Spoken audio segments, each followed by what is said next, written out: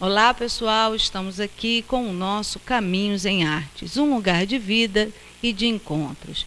E nós vamos conversar no programa dessa semana com a Michele Braunstein, que é coordenadora do Centro Cultural FESO ProArte, e vamos conhecer todas as atividades que são desenvolvidas lá em prol da arte, da cultura em nosso município.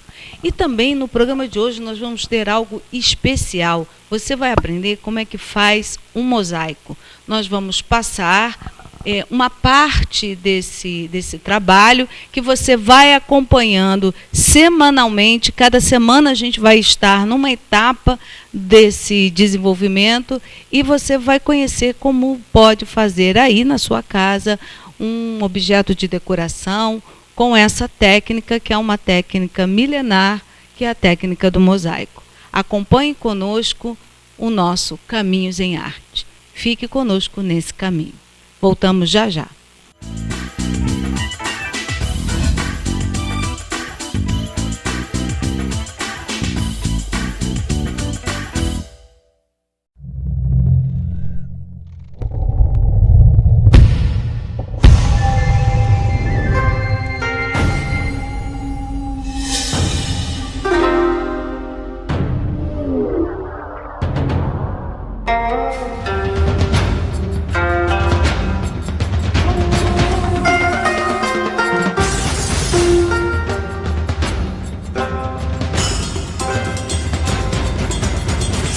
Kazuki Sushi Bar.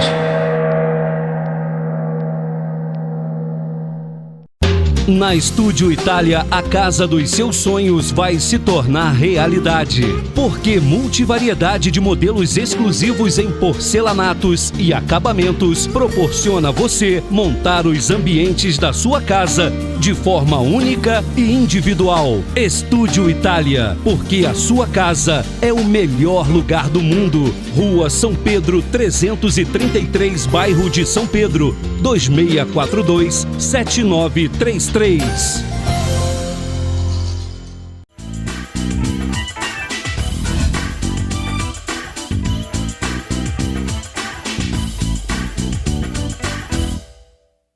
Olá, pessoal, estamos aqui com o nosso Caminhos em Artes, um lugar de vida e de encontros. E nós vamos bater um papo gostoso com a Michele Braunstein, que é coordenadora do Centro Cultural FESO ProArte, que vai contar um pouco para a gente dessa história da ProArte dentro do município e do que tem feito e o que vão ainda fazer em prol da cultura e da arte da nossa cidade, dessa instituição que é tão importante aqui no nosso município.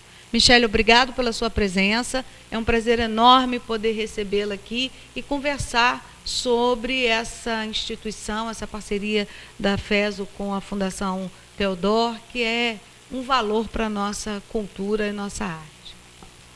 Então, Josiane, eu quero te agradecer também, né, pela oportunidade de estar aqui falando da ProArte, que é uma instituição tão querida, né, de todos nós, eu principalmente, especialmente, né?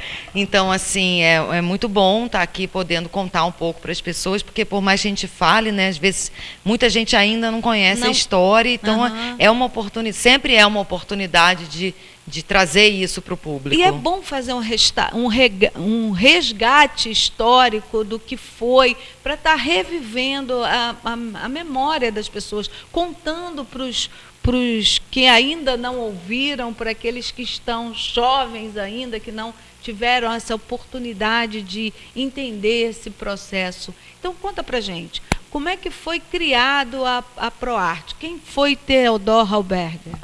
Então, o Theodor, na verdade, assim, ele é um alemão, foi um alemão, né, que viveu no Brasil durante muito tempo. Ele veio para cá entre o final da década de 20 e início da década de 30. E ele era uma pessoa, assim, um artista plástico, um amante das artes, uma pessoa com conexões e com uma atuação muito forte, né, na parte diplomática da Alemanha, né? Então ele vem também com uma missão de trazer um pouco da cultura alemã para o Brasil e, ao mesmo tempo, um pouco da cultura brasileira para a Alemanha, no sentido de promover esse intercâmbio nessa época. Ele vem trazendo exposições, ele faz a curadoria de alguns eventos de arte nesse momento, foi isso que fez criar a ProArte? Como é que ele foi, né? Ele chega no Brasil, mais ou menos nesse período que eu te falei, e aí ele vem, na verdade, ele cria uma fábrica de móveis que se chamava Casa e Jardim. Essa fábrica de móveis, ela também remodelou uma série de vitrines em São Paulo. Então teve todo um movimento também de design, né? O Teodoro, ele por ser da Bauhaus e tudo isso, ele era muito ligado na questão do design. E as artes plásticas também eram muito preciosas para ele, porque ele também pintava, ele também fazia. E ele chega no Brasil bem na época da efervescência do modernismo, final da década de 20, início da década de 30. Era um momento em que Rio, São Paulo respirava uma renovação de arte muito, muito forte, né? Ele participa daquele movimento chamado Pauliceia Desvairada, né? Com essa história das vitrines, ele conhece muita gente. Então, assim, ele acaba entrando na cena cultural brasileira, né? E principalmente através das artes plásticas. Então ele faz a primeira mostra de arte alemã em São Paulo, né? Depois ele tem uma participação forte na Associação Brasileira de Concertos, né? E ele começa a faz intercâmbio de artistas da Europa para vir se apresentar no Brasil. E como é que foi a fundação da Fundação ProArte? Quando que ela nasceu exatamente? Então, e onde? Na verdade, ele conhece a Maria Amélia Rezende Martins, que é paulista também, pianista. E a Maria Amélia tinha uma casa na Rua Alice, número 31, em Laranjeiras, no Rio de Janeiro. E aí a Maria Amélia resolveu dar essa casa para que o Teodoro, junto com o Frei Pedro Zinzig, na época, fizessem no Rio de Janeiro a sede da ProArte. Entendi. Porque uma fundação, ela precisa necessariamente de uma sede, de um imóvel. Que seja próprio da instituição. Que seja isso, revertido em nome da instituição. É diferente de uma associação, por exemplo, você não precisa você tem um endereço, mas você não precisa de um imóvel. Então, na verdade, a ProArte começou no Rio de Janeiro. No Rio de Janeiro. Em 31. Em 31. Ok. Como é que ela veio para Teresópolis? E aí ela vem para Teresópolis muito porque as pessoas que conviveram com o Teodoro contam que ele gostava do clima daqui, de Teresópolis. Né? E que fazia lembrar a Alemanha, mais fresco do que o Rio, aquele calor muito intenso. E aí ele vem e ele abre aqui uma loja de móveis também, a Casa e Jardim, que tinha a fábrica em São Paulo e aqui tinha a loja e tudo isso. E onde próximo ali a Taberna Alpina. E na parte de baixo da loja era aonde tinha toda a exposição dos móveis, a venda e tudo isso. Na parte de cima, ele morava ali, né? E também ele começou a fazer uns pequenos concertos. Entendi. Então ele já trazia os músicos, fazia mini cursos de música, né? Dentro dessa movimentação, e a ProArte no Rio também. Então tinha essa coisa Rio, São Paulo, Teresópolis. Aos poucos também a ProArte ela vai crescendo em outros estados. Então já teve em Curitiba, se eu não me engano, em Porto Alegre. Ela vai criando como se fosse franquias da ProArte. Isso na décadas de 50, por aí, 50, 60. Porque ela começou em 31. Teve um período de ostracismo da guerra, né? Isso, de 40 e poucos a 47. Né? E aí ressurge com força, e aí que vem, ele se encana por Teresópolis, essa cidade aqui tem um poder de sedução enorme. O dedo de Deus. O dedo de Deus. E aí ele começa a trazer o mundo para aqui, para dentro da cidade. Isso. Ali na Duque de Caxias, do lado da Taberna Alpina. Do lado da Taberna Alpina. Aí ele traz concertos. Aí ele começa a vir trazendo os professores, que como ele tinha muitas relações lá fora, principalmente na Alemanha, e as grandes escolas de música, são escolas, né, que naquela época a Alemanha ainda era muito forte, ainda né, as grandes orquestras e tudo isso. Então ele começa a trazer esses professores Inglaterra também, traz para cá, no período de férias dele, do professor lá na Europa, ele traz para poder dar um curso, um mini curso, né? Como se fossem masterclasses aqui no Brasil. Entendi. Isso ainda não existia o prédio. Ainda não. Ainda não era a Fundação ProArte em Teresópolis. Ainda não. Entendi. Né? Ele fazia Já existia a Fundação ProArte. No Rio de Janeiro. É. Ele fazia isso como um grande marchand, um grande curador. Ele adorava isso. Mobilizador da arte. Né? Ele adorava, isso era a paixão da vida dele. Assim, a gente vê assim, pelo cuidado que ele que o acervo, né, que ele deixou, que tinha, o cuidado das coisas, assim, é a coisa também do alemão, que é muito cioso com a organização, sabe? Então, ele era a paixão da vida dele, era a ProArte. E como era subsidiado esse trabalho? Assim? Então, haviam patrocinadores, o que também naquela época era extremamente incomum, né? Então, o Theodor era um visionário, porque você tinha patrocínio da Mercedes-Benz, você tinha patrocínio da Volkswagen, da Roche, quer dizer, grandes empresas alemãs faziam o patrocínio, financiavam da fundação lá no Rio de Janeiro e propiciava ele a espalhar, disseminar a cultura pelos municípios, pelo país, pelos estados, então. Isso aí. Então, assim, aí tinham essas empresas que eram patrocinadoras e o próprio governo da Alemanha também mandava recurso. Porque havia também um interesse de promoção da cultura alemã. Havia um programa internacional para poder promover a cultura alemã em vários países. Então, ele veio um pouco com essa missão. De trazer o conhecimento dessa cultura, dessa arte que estava lá do outro lado do oceano para cá. Isso aí.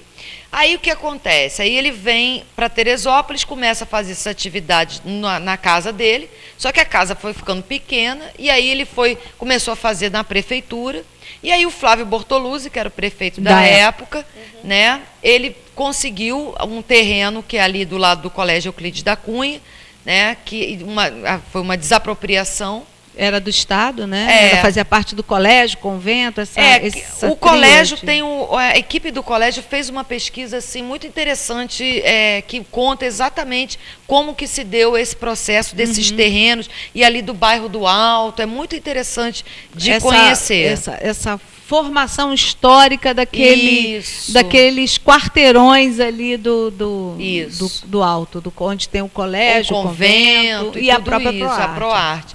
Aí o Flávio conseguiu fazer, então, essa desapropriação em nome da Fundação Theodor Heuberger, e ali sim, aí Theodor consegue o recurso e constrói os 2 primeiros andares. Né?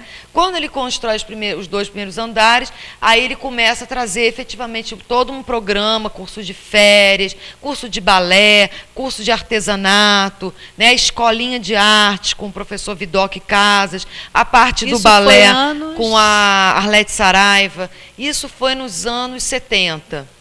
Né? Então a construção do prédio foi anos 60 e final dos anos 60, 70, e a força mesmo aqui em Teresópolis foi na década de 70. Entendi. Até início dos anos 80. Né? E ele já estava nesse período mais idoso, não?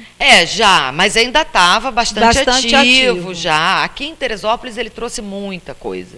Né? O registro fotográfico que a gente tem mostra a presença de muitas pessoas assim que hoje despontam na cena cultural brasileira, da música, e que passaram pela ProArte. Nelson Freire, por exemplo, conseguiu uma bolsa de estudos através dos cursos de férias da ProArte. O John Nashling, da Orquestra da OSESP, né? Também foi a mesma coisa, e por aí vai, são muitos exemplos.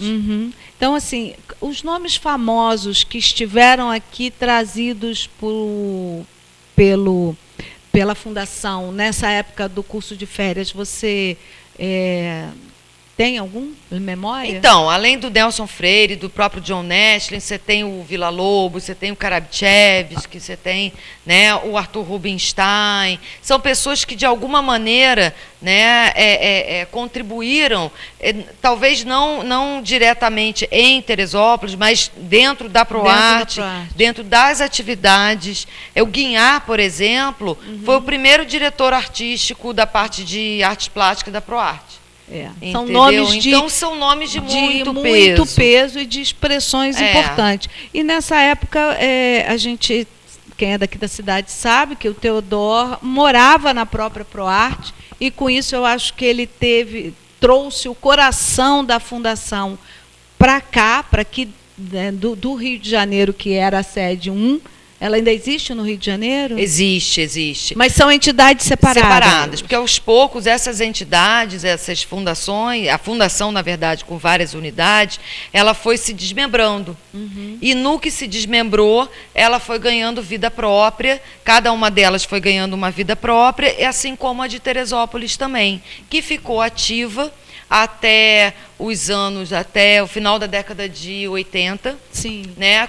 Até o falecimento do seu Theodor. Quando ele faleceu, a ProArte ficou um tempo fechada, depois ela ficou um tempo sob a gestão do município, e depois o grupo que ainda ficou remanescente, os conselheiros, né? Onde o Dr. Jorge Bragança, né, que é o nosso presidente do conselho, do Centro Cultural, junto com os outros conselheiros e a curadoria de fundações, entenderam que a FESO era a instituição de ensino com uma proximidade de temas e ideologias e tudo isso, e que seria possível, então, que a FESO abraçasse a ProArte e cuidasse desse legado, dessa história, e esse processo se deu em 1997. Tá, e aí a FESO passa a fazer a gestão da fundação com fundação, em prol da arte e da cultura. Aí a Fundação Theodor Heuberger foi extinta,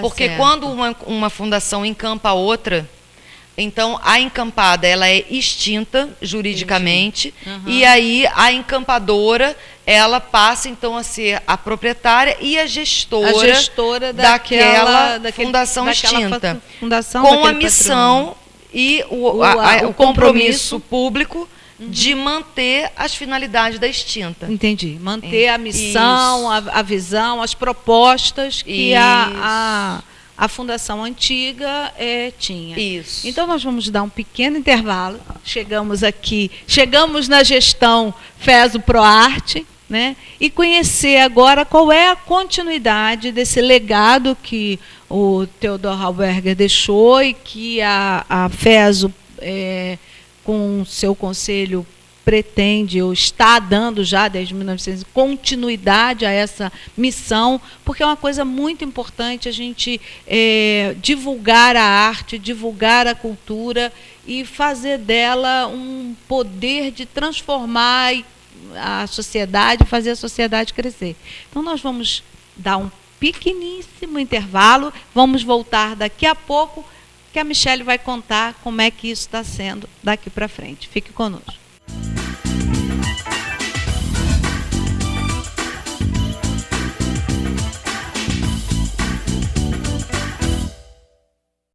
Na Estúdio Itália, a casa dos seus sonhos vai se tornar realidade.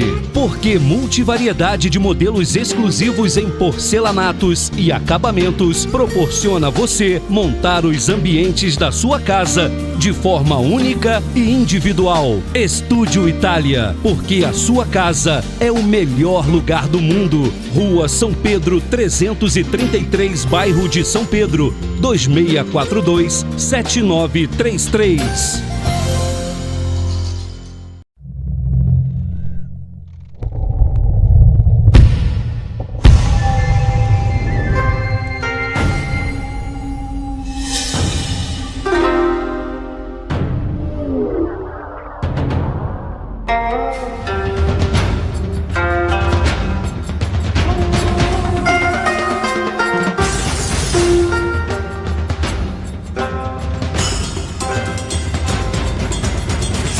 Kazuki Sushi Bar.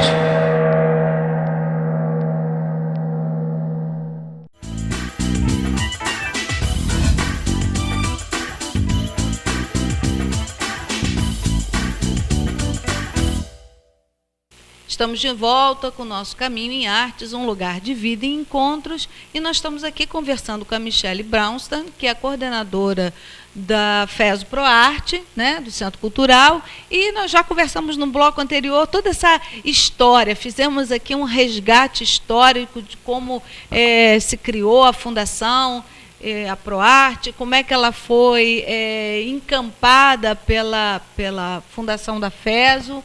E agora você vai contar para a gente como é que está sendo o desenvolvimento das ações desse Centro Cultural FESO ProArte. O que vocês têm mantido, o que vocês têm feito de novo, e quais são as propostas boas que a gente pode esperar para o futuro?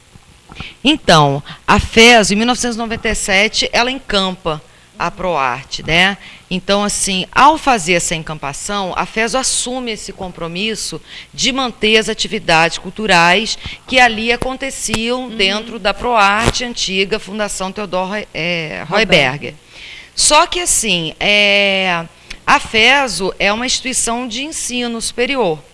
E, por ser uma instituição de ensino superior, ela acaba agregando a questão da cultura, que era, no caso, a questão da cultura artística, que era o mote da Fundação Theodor Heuberger, a questão da educação. Da educação formal e de outros ângulos. E né? de uma interface também, uma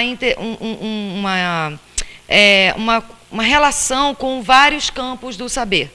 Né? Que hoje a Fundação Educacional Serra dos Órgãos, que é uma instituição que tem uma importância gigante na nossa cidade e né? na região, e na nossa região, né? Tem essa missão de ser um polo de desenvolvimento regional, né? De contribuir para uma sociedade que é justa, que é solidária, que é ética. Então a gente trabalha muito nesse sentido, e a arte e a cultura também acabam contribuindo para a missão da própria FESO, da mesma maneira que o fato da FESO ser uma instituição de ensino superior, ela acaba contribuindo para o desenvolvimento da questão da cultura e da arte numa perspectiva mais ampla.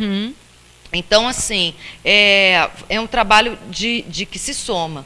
Né? Então, à frente do Centro Cultural existe um conselho, né? Esse conselho de 7 membros, que se define a programação, as políticas, o que a gente, né, quais são os projetos novos. Então, ao longo do tempo, esse conselho é totalmente voluntário, né? Eles fazem com maior também amor, dedicação, carinho, que são muito comprometidos com essa causa da arte, da cultura e da educação. Né? E assim, o trabalho ele é sempre muito integrado, a gente priva muito pela integração. Então, todas as atividades, os projetos e tudo que é proposto e desenvolvido ou que chega para o Conselho, isso depois vai à análise da direção, da FESO, que sempre acolhe, contribui com melhorias. Então, enriquece bastante a forma de trabalhar.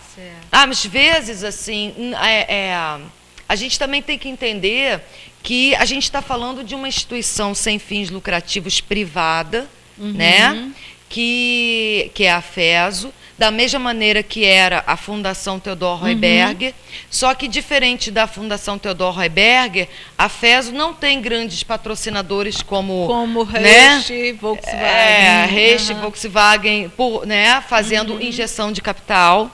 Então, a FESO sobrevive praticamente de recursos de mensalidade e de repasses de verbas que muitas vezes, né, são difíceis de se receber no contexto atual.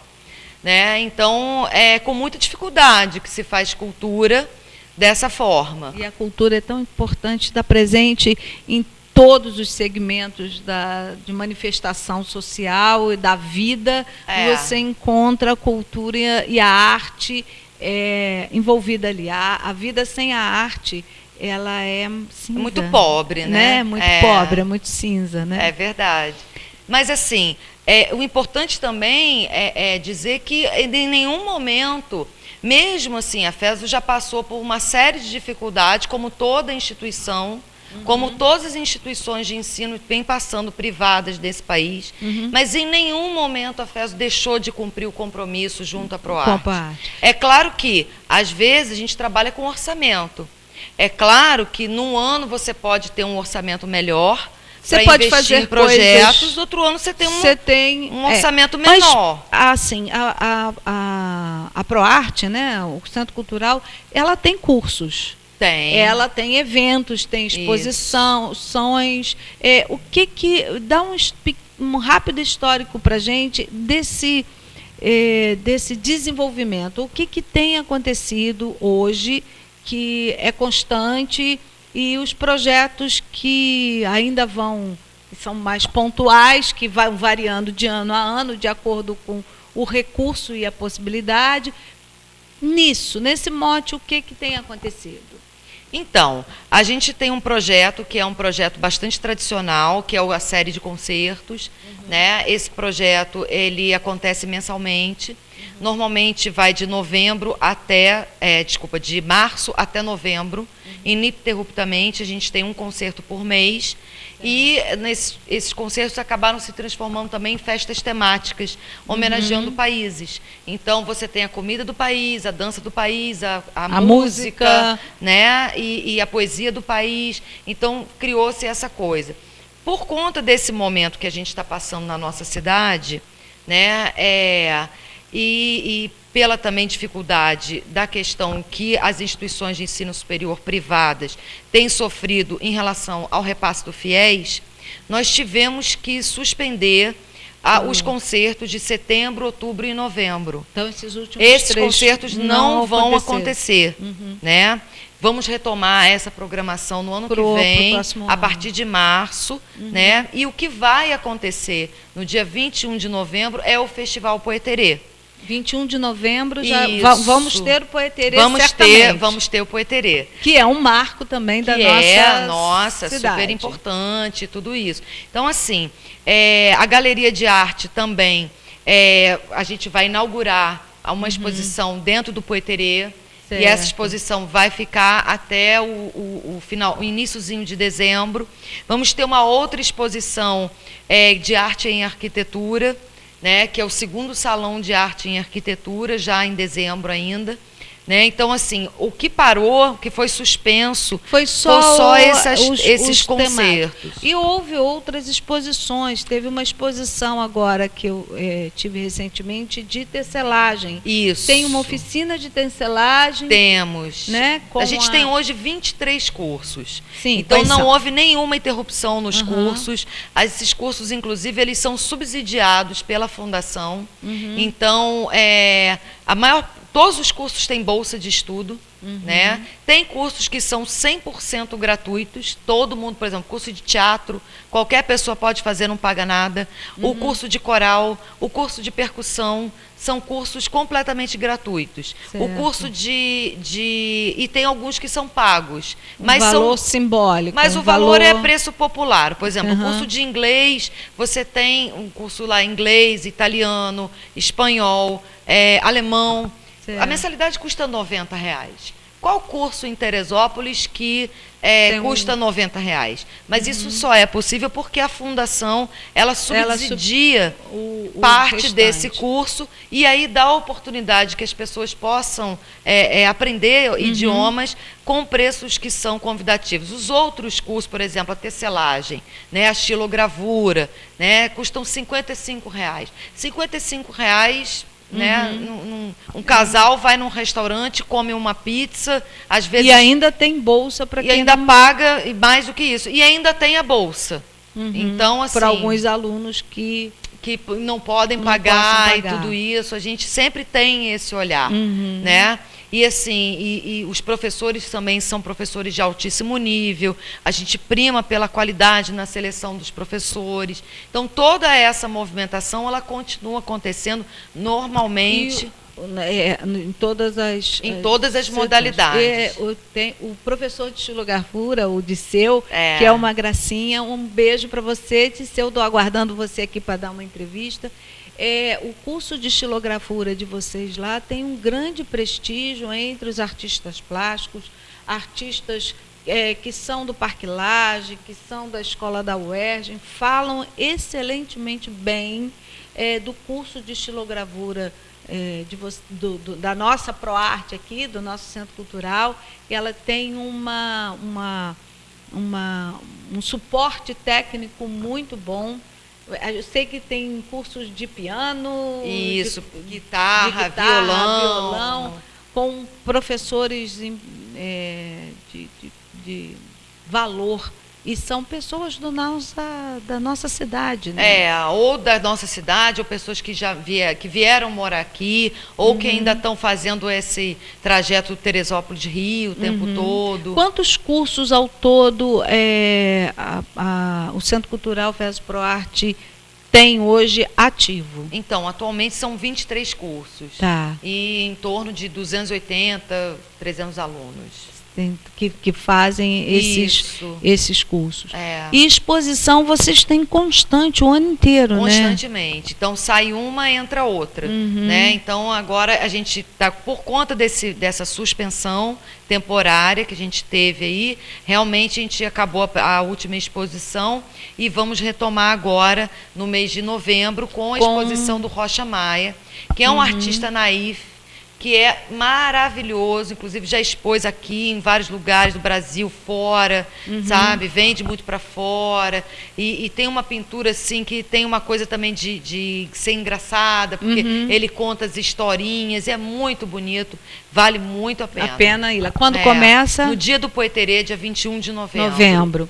Mas a FESO também, o Centro Cultural FES ProArte, ele também desenvolve pesquisa. Vocês fizeram agora, recentemente, um levantamento histórico do acervo histórico da casa. Como foi isso? Então, isso aí foi um projeto que foi incentivado pela Secretaria Estadual de Cultura, né? Foi um edital onde a FESO e o Centro Cultural, né, elaboraram um projeto, submeteram, esse projeto conquistou esse recurso, né?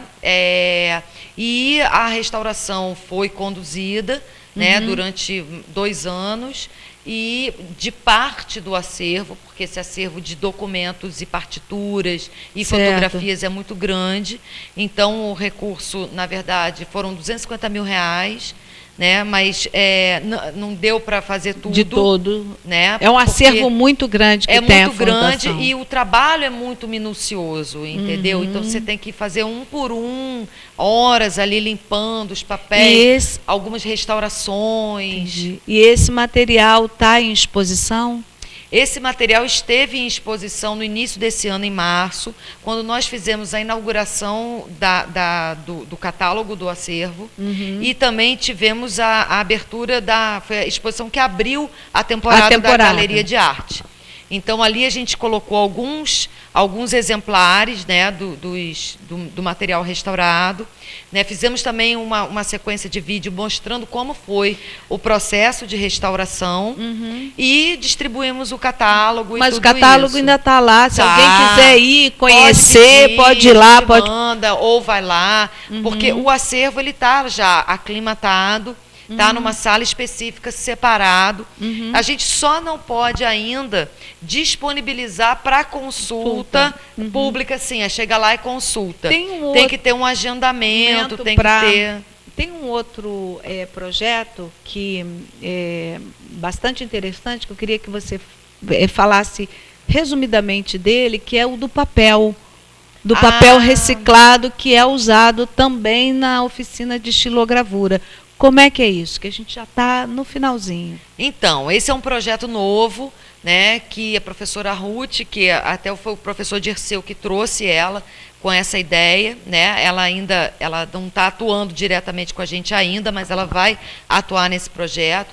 Foi um projeto que a gente participou esse ano, um edital do Conselho Municipal do Meio Ambiente, onde, né, havia um edital público para projetos até R$50 mil, e que as entidades poderiam submeter. Então, a gente montou um projeto para poder fazer a reciclagem de parte do papel que é utilizado na parte de escritório, na parte de burocracia. Da própria FESO, a princípio, como um piloto, E aí a gente vai transformar esse papel em papel de arte. Entendi. Esse papel de arte vai ser para capa de caderno, para marcador de livro, agenda, quer dizer, presentes, coisas assim utilitárias, de excelente padrão, né, com cores, com também restos de folhas e tudo isso. E a professora Ruth vai trazer essa técnica junto com os professores da gravura, que é eu, Dirceu, a Marina, porque a diferença do ateliê que você citou, né, da gravura, em relação a outras escolas de arte, tudo isso, é porque lá a gente não tem aquela coisa muito formal da aula, ó, agora todo mundo pintando garrafa. Não é assim. Então é muito livre. Então é muito mais um encontro de artistas que vão aprimorar a técnica do que uma coisa formal, né? E quando começa a oficina do reciclado, ano que vem? Então, a gente está aguardando, porque assim, para que essa oficina aconteça, porque vai atender a comunidade do Vale da Revolta, né? Então a gente vai capacitar as pessoas da comunidade, e essas pessoas provavelmente serão multiplicadoras. A gente quer criar um centro papeleiro dentro da comunidade, junto com a Associação de Moradores, que abraçou esse projeto. E a gente está dependendo ainda que o Conselho Finalização Municipal do Meio Ambiente faça, então, a convocação das entidades que foram aprovadas no edital para poder repassar o recurso.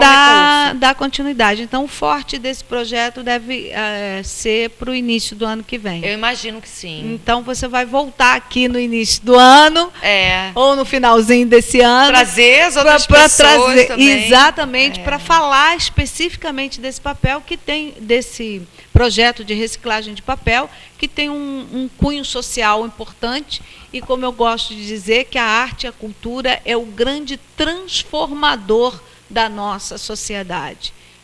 Acredito eu que mais até de que qualquer ensino formal, a arte é aquilo que toca no seu interior, no seu sentimento, e que provoca a tua transformação. Então, eu espero que você volte aqui mais no final desse ano, no iniciozinho do ano que vem, para dizer para a gente quando que vai ser esse projeto, mostrar as pessoas envolvidas nele e dar a programação do próximo ano do Centro Cultural FESO-ProArte, para as pessoas, nossos amigos telespectadores, ficarem conhecendo. E falar dos projetos novos também, né? Projetos novos que vão vir por aí, com certeza.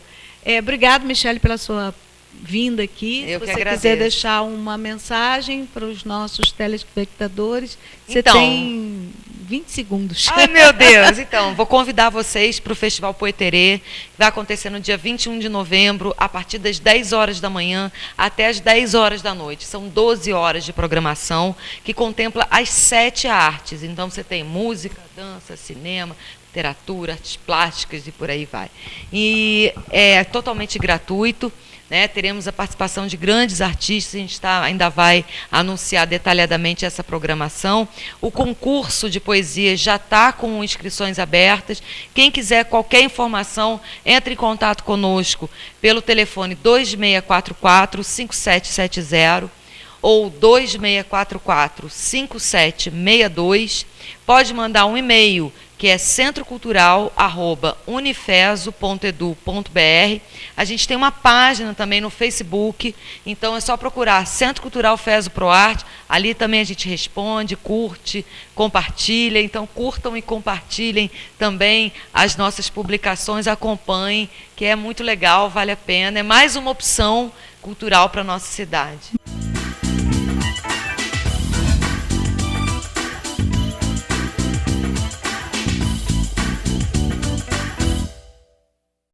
Na Estúdio Itália, a casa dos seus sonhos vai se tornar realidade. Porque multivariedade de modelos exclusivos em porcelanatos e acabamentos proporciona a você montar os ambientes da sua casa de forma única e individual. Estúdio Itália, porque a sua casa é o melhor lugar do mundo. Rua São Pedro 333, bairro de São Pedro, 2642-7933.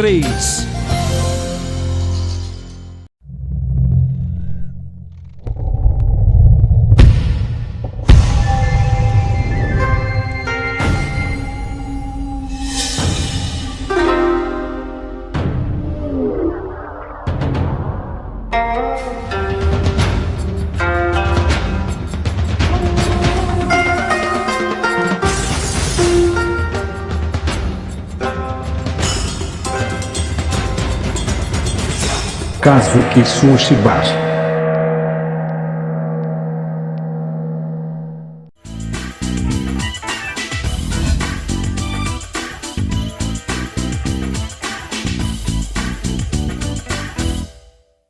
E hoje nós vamos ter um programa especial e diferenciado. Nós vamos conversar sobre a arte musiva, ou seja, sobre a confecção de mosaicos. Eu tenho o privilégio, o prazer enorme de trabalhar com isso, então eu vou conversar com vocês um pouquinho sobre essa confecção, sobre essa arte. O mosaico é uma arte muito antiga, ela é milenar, ela data de 3.500 anos antes de Cristo, o primeiro mosaico que se tem conhecimento, que é esse que vocês estão vendo aí na tela. É uma arte feita de cacos, é uma arte da reconstrução. Ela reconstrói de pedacinhos coisas muito belas. Ela teve seu ápice, seu grande momento na Itália, em Ravenna, com os mosaicos bizantinos, que você pode ver aí no seu vídeo. O mosaico sacro, muitas igrejas nessa região têm peças lindíssimas, composições muito belas feitas em mosaico. Os romanos também utilizavam-se bastante dessa técnica para compor as suas casas de banho, para compor os átrios dos palácios, enfim. Era uma arte muito bem trabalhada e muito usada na composição e na arquitetura. Florença, na Itália, também tem um mosaico muito significativo, muito belo, que vocês podem também estão apreciando aí na sua tela. São peças raras e de grande beleza e de muita especificidade. Nos anos de 1900 surge Gaudí e faz aquele parque maravilhoso em Barcelona, que é o Parque Güell, que vocês também estão vendo aí. Gaudí era um arquiteto e que usou bastante a composição mosaica na sua arquitetura, na composição de seus prédios e na sua obra. E ele usava todo tipo de material, desde as pedras tradicionais, as pedras rústicas, como os azulejos, que no início do século já tinha uma penetração maior na casa das pessoas. E ele usava muito caco desses azulejos para compor a sua obra. O lagarto de Gaudí está aí, que é um lagarto enorme que tem lá no parque, todo feito de azulejo. E as composições de Gaudí eram sempre utilitárias. Ele sempre pensava que a arte ela deveria ter uma função prática na vida das pessoas, porque ele era prioritariamente arquiteto. Então isso foi uma grande mudança nessa concepção do mosaico do início do século com as obras dele. Nós temos aqui algumas peças. Essa peça aqui é feita em mosaico de azulejo. Essa outra peça aqui é uma peça de mosaico em vidro. E essa pequenininha aqui também é uma peça de mosaico em azulejo, mas ela está numa tela, porque ela está numa técnica de aplicação que é um modo indireto. Vocês podem ver aí na sua tela algumas obras que a gente confeccionou. Tem uma réplica do lagarto de Gaudí, que foi feito num totem. Tem aí algumas outras peças, como o tucano, o mico-leão, que compõem o totem da cápsula do centenário do Parque Nacional, que eu tive a honra e o privilégio de estar fazendo. Aproveito o momento para convidar você para ir ao parque e depositar a sua mensagem na cápsula do centenário. Essa cápsula foi aberta em novembro do ano passado para receber as mensagens da nossa população para o Parque Nacional e receber dados históricos do parque da nossa cidade para serem depositados lá. E essa cápsula vai ser lacrada agora, no aniversário do parque, em novembro, e só vai ser reaberta no seu centenário. Então, quando o parque fizer 100 anos, em 2039, todas essas mensagens serão abertas e serão lidas e serão vistas como que em 20 e tantos anos a nossa cidade mudou, nossos filhos cresceram e nós certamente envelhecemos, teremos esse privilégio. Então eu convido você, além de visitar um mosaico em estilo rústico e de forma circular, que é um diferencial, não é um mosaico plano, deixe a sua mensagem para o Parque Nacional lá na administração do parque. Vá visitar o nosso parque e conhecer o mosaico. Nós hoje aqui vamos mostrar para você, mostrei aqui, né, os mosaicos diferentes, né, com materiais diferentes. E mosaico você pode fazer de qualquer coisa que você queira, de caco de azulejo, com azulejo de vidro, com pedrinhas, com seixos, com conchas.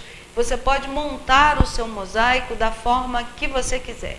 Existem técnicas diferentes de aplicação. A gente vai mostrar aqui para você que é um método direto, que é um método de colagem, mais artesanal, feito em uma placa uma plaquinha de madeira. Você pode também recuperar algum móvel. Essa peça aqui é uma peça, eu vou dar uma viradinha nela, é uma mesa, ó. É uma mesa que tem uma pátina e o tampo dela é que foi decorado com um desenho de mosaico na sua superfície, ok? Então, nós podemos fazer mosaico em qualquer coisa, na nossa mesa de centro, na parede da nossa casa, para botar um quadro. E nós vamos conversar, vamos ver, vamos aprender, né, como é que a gente faz isso, ok? Nós vamos precisar de algumas coisas e alguns cuidados a gente precisa ter.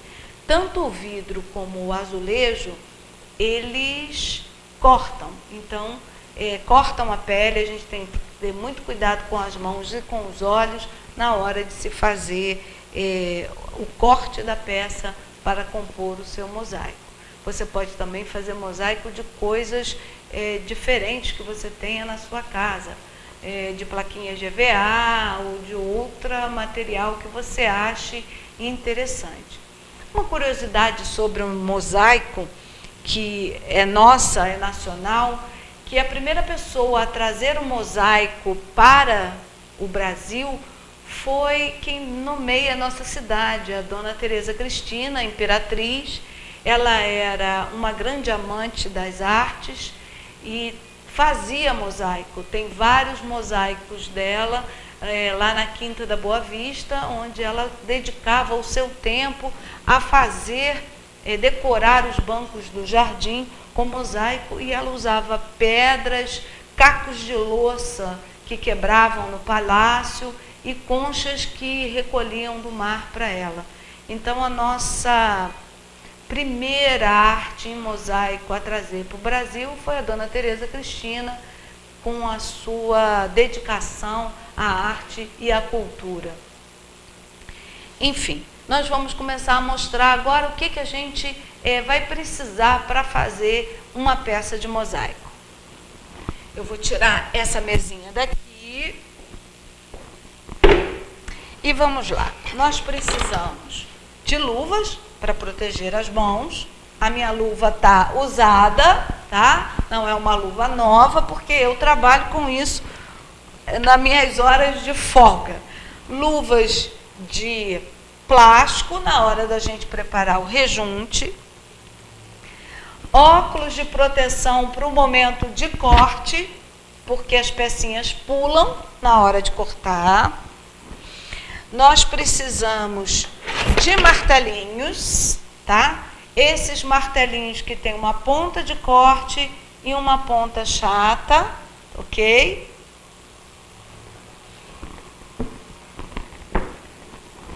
Nós vamos precisar de espátulas.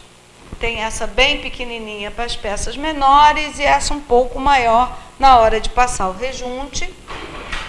Nós vamos usar, vamos para a ferramenta, pinça, ok? Pinças para a gente poder pegar as peças para estar colocando. Com a mão é um pouquinho difícil. Nós vamos precisar de alicates especiais para corte de mosaico, ok? Esses alicates você encontra em lojas de artesanato ou em lojas de material de construção, ok? Esse aqui faz um tipo de corte, esse aqui faz o outro tipo de corte e você vai aprender. Nós vamos trabalhar com um mosaico em azulejo. O mosaico em vidro, a gente tem um corte diferenciado para ele, a gente vai ficar para um outro momento. E os azulejos, as peças de azulejos, tá? Pode ser azulejo pequenininho, assim, tipo pastilha, ok? Pode ser azulejos maiores, tipo esse, ok? A gente pode usar também pedras, que originalmente, os mosaicos eram feitos todos em pedras mármores, cortados em pequenos quadradinhos. Vamos lá, como esses aqui. Eu acho que aqui pega melhor, né? Como esses quadradinhos aqui, ó. Que são chamados de tesselas. São esses quadrados. E nós temos outros aqui, ó, que vão sendo cortados em formatos que a gente deseja, formatos diferenciados, ok? Se eu tenho formatos aqui que depois a gente, ó, esses formatos são diferenciados, que a gente tem cortes especiais para ele, para poder montar as peças que você quer, o desenho que você escolher, tá? Então, nós precisamos também, para que a gente vai fazer de cola, tem que ser essa cola Cascorês rótulo azul, porque ela é mais firme. De rejunte, qualquer rejunte que você quiser, tá? Aqui tem uma outra pinça curva, ela ajuda bastante na hora da colocação das peças, e também tem a pinça chata, tá ok? Bom, a gente vai trabalhar com isso, com esse material. Eu tenho aqui uma plaquinha de MDF pequena, que é a que a gente vai trabalhar com ela, tá ok? E você vai escolher um desenho. Eu aqui já fiz algum desenho nela, já fiz uns furinhos, porque a gente vai depois pendurar e colocar umas fitas. Mas você pode escolher o desenho que você quiser para fazer. Aqui a gente vai fazer uma pequena mandala, tá? Então eu fiz um círculo aqui no centro, uns arabesques aqui em volta, ok? Pra gente ir depois colocando as peças nas cores que a gente quiser. Então, para você acompanhar, você pode escolher o seu desenho, as cores dos azulejos que você desejar. Eu trouxe aqui algumas cores que você depois vai ver, para a gente poder compor essa peça aqui, ok? Vai ficar uma peça muito, muito bacana, e aí a gente faz do tamanho que quiser. A gente vai começar com essa pequenininha e depois você pode fazer o seu mosaico do seu tamanho.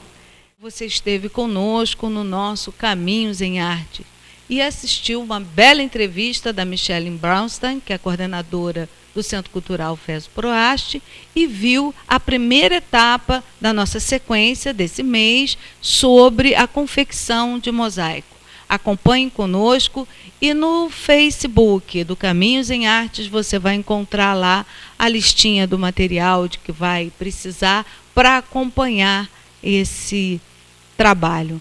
Obrigado pela sua audiência e fique conosco nesse caminho. Caminhos em Arte, um lugar de vida e de encontro.